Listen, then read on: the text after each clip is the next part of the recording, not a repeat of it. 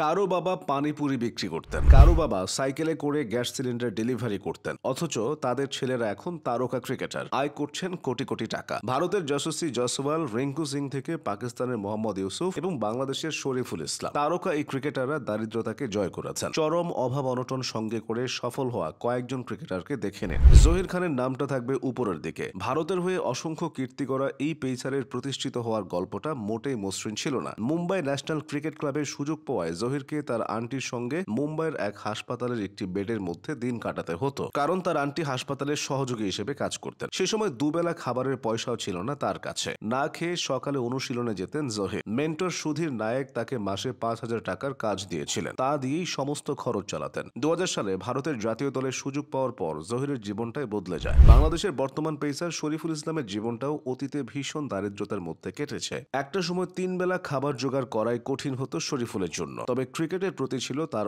অদম্য আগ্রহ। স্কুল পালিয়ে ব্যাট বল নিয়ে পড়ে থাকতেন, যে কারণে মা বাবার কাছে বকাঝকা শুনেছেন বহুবার। পঞ্চগড়ের অতি দরিদ্র পরিবার থেকে উঠে আসা সেই শরীফুলই এখন টাইগার পেস লাইন আপের অন্যতম মুখ। ভারতের যশস্বী জয়সওয়ালের কথা আলাদা করেই বলতে হয়। খরচ মেটাতে অতীতে যে শহরে তিনি পানিপুরি বিক্রি করেছেন, প্রতিষ্ঠিত হয়ে সেই শহরেই 7 কোটি টাকার ফ্ল্যাট কিনেছেন। জয়সওয়াল ছোটবেলা থেকেই দারিদ্রতা আর ক্ষুধাকে সঙ্গে করে বড় হয়েছেন। ক্রিকেটার হওয়ার স্বপ্নে মুম্বাই শহরে এসে একটি ডেইরি শপে থাকার সুযোগ হয়েছিল তার। এরপর মুসলিম ইউনাইটেড ক্লাবের মালিকদের অনুরোধ করে তাদের মাঠের এক তাঁবুতে থাকার ব্যবস্থা হয়েছিল। সেখানে মাঠ কর্মীদের সঙ্গে থাকতেন। পরবর্তীতে পেটের দায়ে আজাদ ময়দানের পানিপুরি এবং ফল বিক্রেতাদের সাহায্য করে দৈনিক 20 থেকে 25 রুপি আয় করতেন জয়সওয়াল। এভাবেই তিনি ক্রিকেটার হয়েছেন। পাকিস্তানের কিংবদন্তি ব্যাটসম্যান মোহাম্মদ ইউসুফের কথাটা জানে না অনেকে। জীবিকার তাগিদে একসময় তিনি রিকশা চালিয়েছেন, দর্জি হিসেবেও কাজ করেছেন। দরিদ্র পরিবার থেকে উঠে আসা ইউসুফ ক্রিকেটার হওয়ার জন্য অনেক লড়াই করেছিলেন। তার বাবা ছিলেন রেলের সামান্য একজন কর্মী। ছোটবেলায় ক্রিকেট সরঞ্জাম কেনার মতো টাকা ছিল না ইউসুফের। তিনি কাঠের টুকরো দিয়ে ব্যাট বানিয়ে খেলতেন। কষ্ট করলেও কখনো ক্রিকেট ছাড়েননি তিনি। জাতীয় দলে এসে তার জীবনের অনেক কিছুই বদলে যায়। স্বেচ্ছায় ইসলাম ধর্ম গ্রহণ করেন ইউসুফ। অ্যাগ্রেশনকে শিল্পের পর্যায়ে নিয়ে গিয়েছিলেন